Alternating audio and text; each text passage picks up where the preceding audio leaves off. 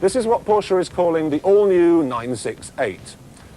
But that's stretching things a little bit, because apart from those 928 style headlamps, you have to admit, it does look just like a 944. At the back, there's another minor styling change and a new lowered boot floor, so that you can now get inside a kite and a briefcase.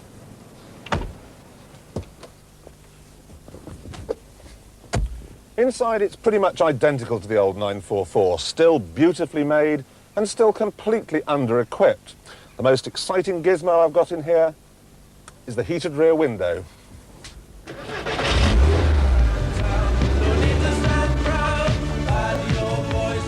Like the 944 before it, the 968 uses a 16-valve, 3-litre engine.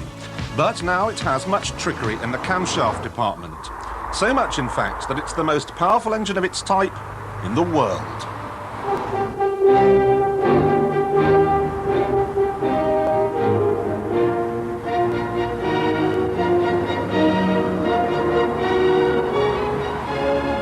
Top speed is 156 miles an hour, and it'll haul itself from 0 to 60 in 6.5 seconds.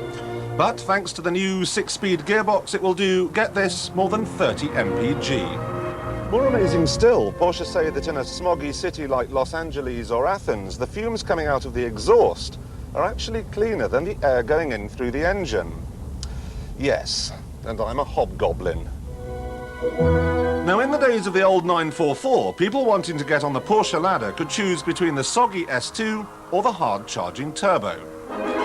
Well, as the 968 has such a welly full of clout, there's no need for a turbo, so the only choice you get is with the suspension. In this one, which is running on ultra-wide tyres and has a sports setup, every bumpy road leads inexorably to the osteopath.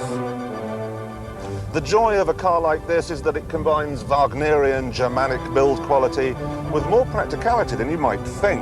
Remember, at the end of the day, it is a hatchback. It's also a thrill a minute to drive on these twisting, turning country lanes. It's absolutely sensational. I think if my colleague Tiffany Dell were to thump this round a racetrack, he'd emerge wearing a grin the size of Cheshire.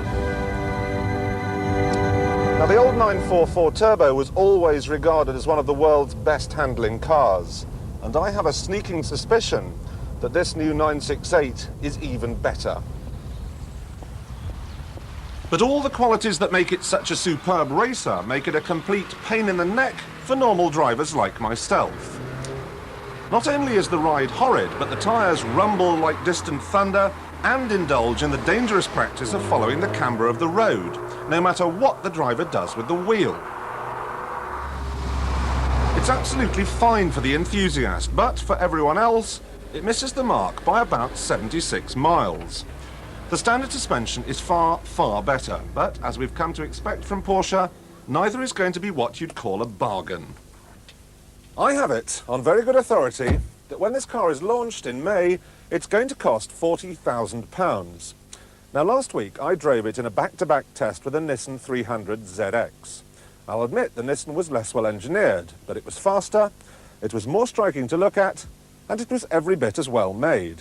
It was also £10,000 cheaper.